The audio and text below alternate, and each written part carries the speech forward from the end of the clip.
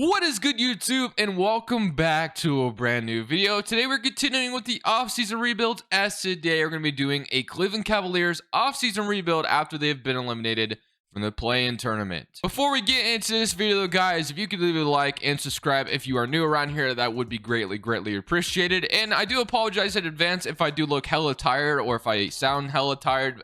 Usually don't record in the morning, but I just kind of had to today. So basically, well, I do, but it's, it's not usually the first thing I do. But today I don't really have a choice because obviously we got playoff basketball all day. So, but I will go ahead and react. Some of you may want to know.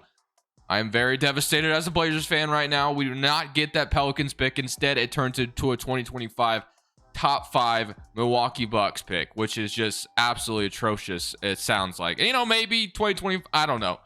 So basically, the trade deadline was a disaster for the Blazers, essentially, which we will get to that offseason rebuild here soon. But let's just talk about the Cleveland Cavaliers. The Cleveland Cavaliers, bright future, obviously. Really good future. I mean, I really love how this team could definitely look going in to the offseason and what they could accomplish. So we're going to get right into that. So obviously, you got Atlanta and New Orleans who advanced last night. So we'll see who ends up winning here to win the championship. Oh, Atlanta ends up upsetting the Miami Heat. And then we got the Chicago Bulls going all the way, but they end up losing to the Golden State Warriors in 6 games. All right, here we go. Player retirements: Carmelo Anthony, Udonis Haslem, Trevor Ariza. Is Kevin Love going to retire or anything like that? I'm just kind of curious. We got no Kevin Love retiring or anything like that. Okay. Staff retirements. I think that'll be probably like Greg Popovich, and then draft lottery time. So obviously this means we have a lottery pick now, which we're probably going to get number 14. So we can go ahead and watch it. Maybe we get lucky, jump into the top 5. That would be kind of crazy. No, it's not going to be that lucky. So today we don't really have to watch the lottery all that much. So the Pelicans get number 15, which actually that'll be the Hornets pick. So yeah, that's really good for the Hornets. They basically got the 15th pick for Devontae Graham, which is better than the Blazers did in the CJ McCollum trade. So think about that for a second. It's kind of very bad. But regardless, Wizards, Kings, Thunder is your top 3. So let's go to staff signing. And JB Bickerstaff did a fantastic job. So obviously, don't really see a reason why we're going to just fire him out of nowhere. It wouldn't make any sense to me. So we're just going to keep him. I'm going to fill this out. Of course, as you guys know, I hate doing this part. But we're going to fill this out, and then we'll continue with the rebuild, obviously. Today's video is brought to you by Prize Picks. So now that we got the regular season coming to an end, March Madness is over, and of course, now we have playoff basketball coming soon. So what better way to make playoff basketball even more fun by playing a game we like to call Prize Picks over here. Prize Picks is a game where you're literally just picking overs or unders on NBA players or any sport you really want to in general. So basically, show you a few examples of some times that I've won some money playing this game. It's just so much fun.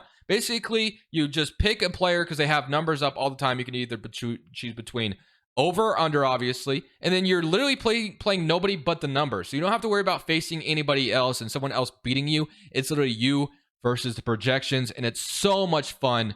And if you want to go ahead and download it, the link's in the description below. Use my promo code Crushables, and they match up to 100%, deposit match up to $100. So it's so much fun. Might as well join it. I would love to see you guys play some Prize Picks. So now that we have a full staff, everything looks good there. So let's just go straight to the NBA draft with our 14th overall pick. And there's one thing that will be interesting this offseason with the Cleveland Cavaliers: the Kevin Love thing and the Colin Sexton thing. Now, if I was a betting man, I think Colin Sexton will be traded this offseason in some type of sign and trade for Cleveland. That's what I think. I could be wrong. But I think with Karis LeVert being here and with Lauri Markkanen and things like that, I don't know. I just feel like this team is going to end up doing a sign and trade with Colin Sexton. That's just my opinion. I could be totally wrong. Maybe they sign him and maybe they believe in him as the future. But we'll see. We'll see how things turn out there. But let's go straight into this draft. And let's see if we can get number 14. Because obviously, if you trade Colin Sexton right now, they are currently starting Lauri Markkanen at like small forward, which, is cool, but I'm just not sure that's long-term a good there. I mean, the man is playing phenomenal. It's just your defense, could be better if you had like more of a defensive-oriented 3-and-D player out there. So let's go into this draft, and, let's see if we can walk away with somebody that could, accomplish that for us. So if we take a look at the summary so far, you got Paulo going number 1, Jabari, and then, of course, top 3, like usual. Adrian Griffin, number 4. Then you got Patrick Baldwin, Dyson Daniels, Chandler, Jaden Hardy. Keegan Murray is exactly who I would have taken here for that position. I would have loved him as my 3-and-D wing. But you also have Jeremy Soak in here, and they got Johnny Davis as well, 6'5". So there's some things we could take here. So we got Ty Washington if we want to take another guard. But we do need to get taller. So I think Johnny Davis could make sense here. If you wanted to move Karis LeVert to small forward, I guess, if you want to do it that way. Or you got Bryce McGowan's as well. So there's a lot of things we could do here. He's got 37% from 3. So a lot of things. And then you got Dang, the overseas guy, if you wanted to get taller there. I'm not really I don't know a lot about Dang, but and then you got Oshai. So I think we need to walk away with the taller forward here. Hari Easton, who I took in the last video. Jeremy Sokin at 6'9", 15, 33. Okay, so I think I'm going to go ahead. I think I'm going to walk away today with Johnny Davis. I think I'm going to take Johnny Davis here. 6'5", gives us a little bit of a taller shooting guard instead of starting Colin Sexton for the future. And that obviously will lead to Colin Sexton probably being on his way out. So that's going to be my first round pick, Johnny Davis, coming to Cleveland. And then it looks like we have another high second round pick, which is actually kind of solid. So you have Christian Braun, Trevor Keels, Johnny Juzang. You got Rocco, you got Terrence Shannon, JD Davison, and EJ Liddell. So I think I'm going to take Rocco overseas and hope he could become something. And I have another second round pick. So let's see what we can get here. You got Christian Coloco, who probably won't get minutes if we took him, but you know what? I'm going to take him anyway. Christian Coloco. You can never have enough center depth, but obviously we do have some good big man depth, but we'll take some more. So I got Rocco, and then we got Johnny Davis, which I feel pretty solid about. Player options, Dean Wade. I'm going to actually accept. Did start for the Cavaliers at times, I believe, this season. And again, the Colin Sexton thing will be interesting. How the Wizards, or not the Wizards, Cavaliers want to handle it. So again, I could see a world where they just re-sign him, and then that's it. That's all there is to it. He's re-signed. But I also see a world where they could sign and trade him, which I think I'm going to do that today. I think I'm going to sign and trade. I'm going to end up signing and trading Colin Sexton. So we're going to go ahead and move Karis LeVert to small forward, I think. If I could. There, yes. Karis LeVert to small forward, up to an 82 overall. I'm going to move Lauri Markkanen back to his natural position, just because I would rather see Lauri Markkanen come off the bench for them.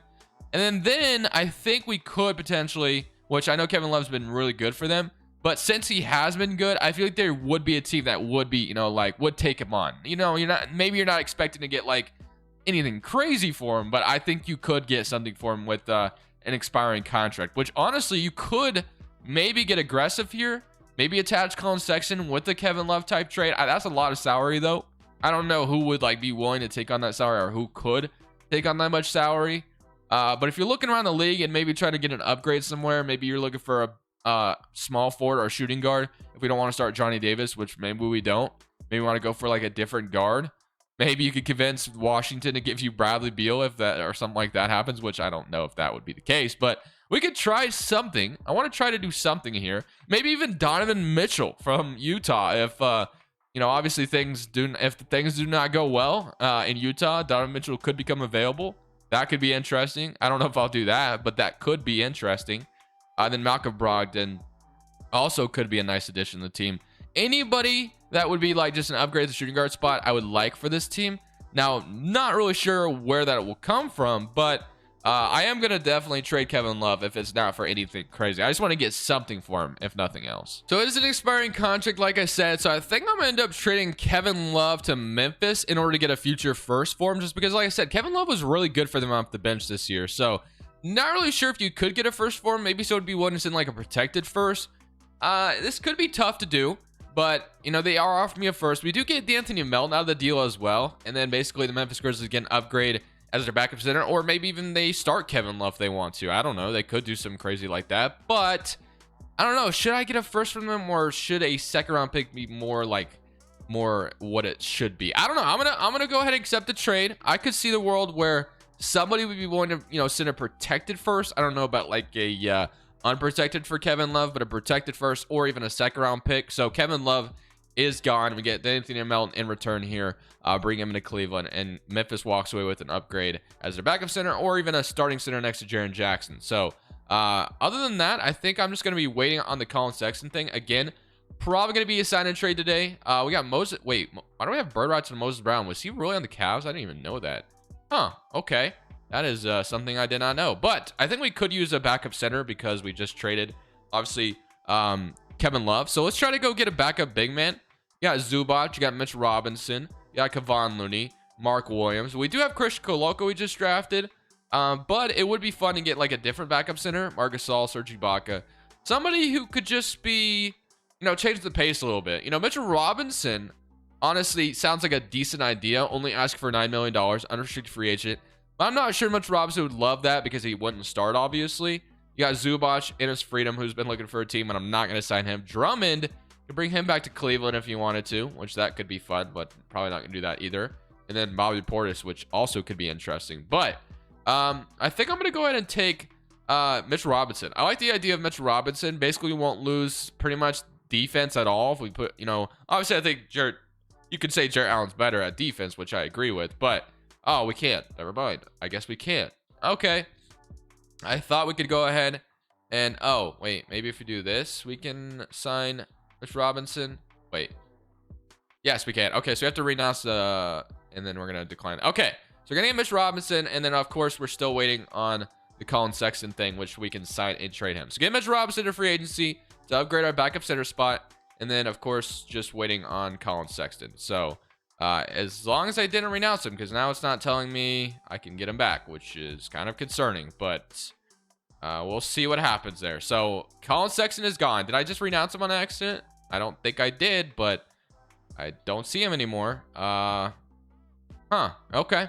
Well, I'm going to get him back no matter what. So we're going to sign and trade him still. So now for the last move of the offseason, like I said, is going to be a sign and trade Colin Sexton thing. So let's see what we can get for Colin Sexton. Now, I want to hear from you, Cavs fans.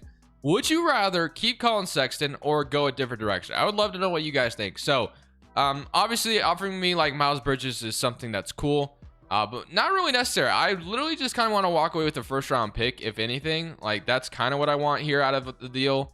The Rockets are offering me a 2023 swap best and Jayshawn Tate, which then Trey Mann offered me a first. So the Thunder could get aggressive here, I guess, in a way, and want Colin Sexton to put next to Shea. Guess that could be something you could think about there, and then Jordan Poole. So I'm going to probably be going between the Rockets and the Thunder. Which one do I want to do? So obviously, Sexton does fit the timeline of the Thunder. So I'm going to go ahead and trade him for that first round pick from the Oklahoma City Thunder. And just like that, we got a couple picks for some players that were kind of kicked out of the rotation. So now it is Garland, it is Isaac Okoro, it is Johnny Davis, and it is D'Anthony Melton. So I guess you could start Okoro or you can start Johnny Davis. Really doesn't matter either way. Then got D'Anthony Melton, which I think I could probably just move him to like backup point guard and he'll be fine. So we'll have him be like the backup point guard for the team. And then we'll have Johnny Davis, Isaac Okoro, you got Karis LeVert and Jetty Osman, and then you got Evan Mobley, Lauri Markkanen, and then Jarrett Allen and Mitch Robinson and Christian Coloco as well. So yeah, I'm feeling pretty good about this offseason. I've got Mitch Robinson to back up Jarrett Allen. You got Lauri Markkanen, who could, kind of come off the bench, be that six-man kind guy now. And then we have a kind of a small forward who fits nicely with Karis LeVert actually starting at small forward, and then Johnny Davis or Isaac Okoro starting at shooting guard. So feeling pretty good about this. Looking at the 9-man rotation, it's Garland, it's Okoro, it's LeVert at the 3, it's Evan Mobley, it's Jarrett Allen, it's Lauri Markkanen, and it's Mitch Robinson, it's D'Anthony Melton, and Johnny Davis. So honestly, we could technically go back to Lauri Markkanen starting at small forward because it did look good offensively at times. So Karis LeVert would go down, Okoro would go up small forward, and then Lauri Markkanen would go up at small forward as well. So which one do we want to do? I mean, we literally could just go back to the same team, but I think I'm gonna keep it the way it is. I'm gonna keep it the way it is. And proficiency wise, it is a 3-star defense. Okay, so LeVert doesn't really fit that. Balance is 3.5. Okay, might go to that. And then 7 seconds is 3. So yeah, I think balance is gonna be our best bet. We're gonna move this to a balance system. We're gonna simulate this season after that long off season. And honestly, Power Rankings landing us number 6. So I really do think this team is gonna make the playoffs, and we're gonna be really good. I think not only were we really good this season, but Darius Garland actually won MVP. And again, I will tell you, I did not change this. I know some people always accuse me of crap like that, but literally this looked like an 82-0 challenge for a second because we were like 20-0 to start off. It was kind of crazy, but Garland with 32 points, 10 assists, 50-40-90 club for Darius Garland. Jabari Smith Jr. is a rookie on the Sacramento Kings. Porzingis is your 6th man.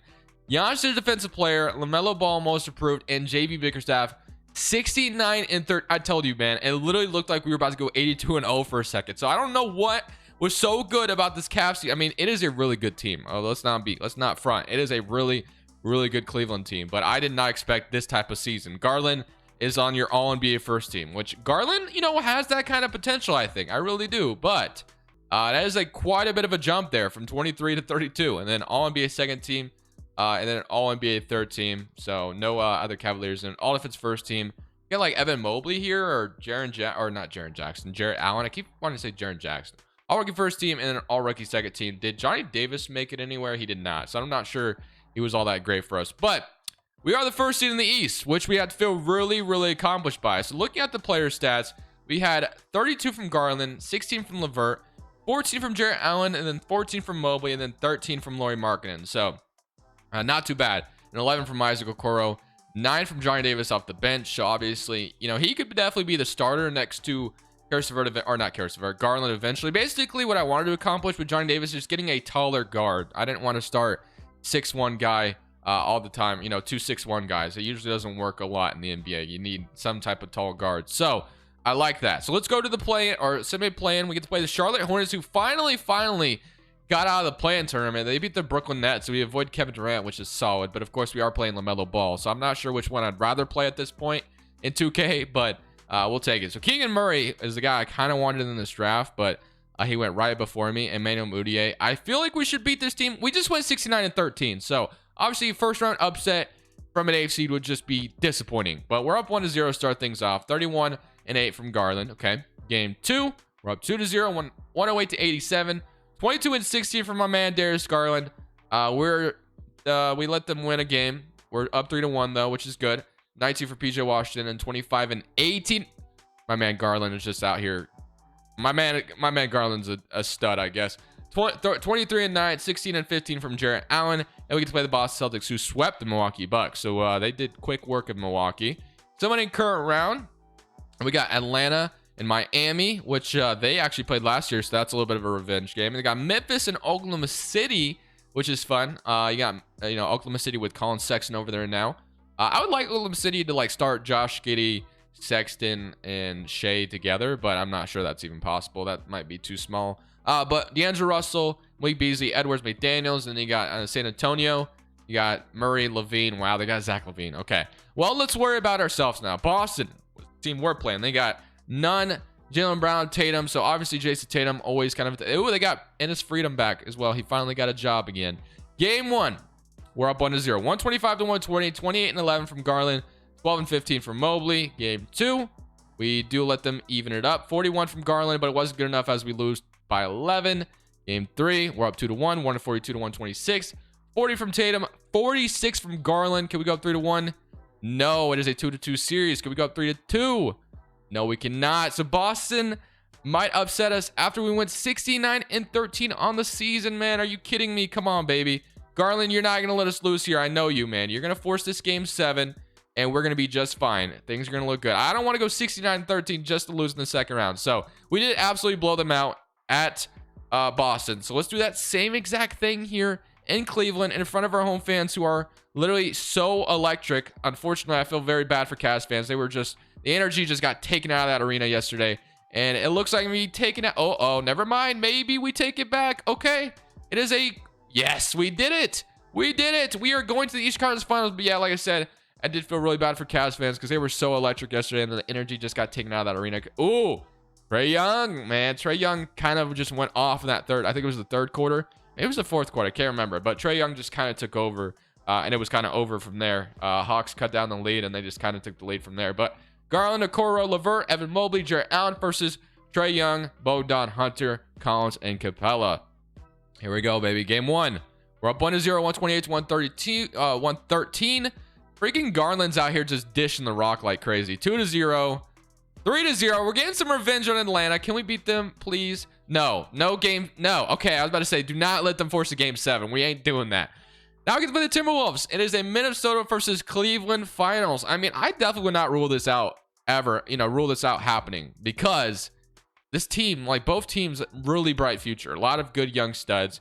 I think Minnesota, I could argue, is a little bit older with Karl-Anthony Towns, obviously, getting older. The man's still 27, though, so that's not that crazy old. But you got Edwards, DiVincenzo, Russell versus Garland, Okoro, LeVert, Mobley, Jarrett Allen. Game 1. We're down 1-0. We got to the finals not to lose. Come on, baby. Lock it in. We even it up. We're up 2-1. Can we go 3-1? Yes, we can. Can we beat them in 5? Yes, we can. Just like that. We win a championship for the Cleveland Cavaliers, and I would be remiss if I didn't say it. Cleveland! This is for you. Okay. I feel like it's cringe every time I do that, but it was still fun regardless, man. I did not expect to win a championship in season number 1 like that. Garland, you are the man. I will say that right now. He's gonna get a fat contract in free agency, but unfortunately, we're not going any further since we just kind of accomplished what we wanted to accomplish, and it is just an offseason rebuild today. So I hope you guys enjoyed the video. Definitely leave a like if you did. I will be back tomorrow with a Clippers one, which there really isn't too much. Obviously, the Clippers just need to get healthy, and their roster is going to be insane. You know why? Because the Blazers made them really good by giving them Powell and Covington basically for free. Oh, never mind, Keon Johnson. But thank you guys for watching. Leave it a like if you did enjoy playoff basketball today. This is Crushables. I'm saying peace. Thank you guys so much for watching. Make sure you click here to watch another video that I know you'll love.